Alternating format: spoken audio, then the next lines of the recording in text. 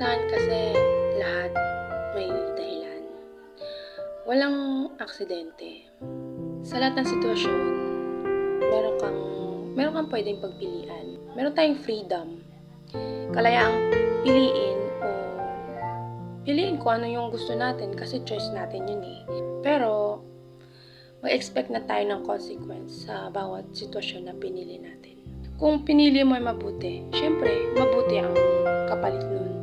Pero kung bumuha ka ng masama, tapos mag-expect ka ng mabuti, hello, anong connect, diba?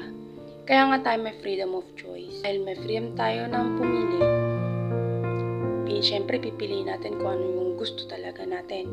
And then, kung ano yung outcome nun. Wala ka nang pwedeng sisihin kundi sarili mo.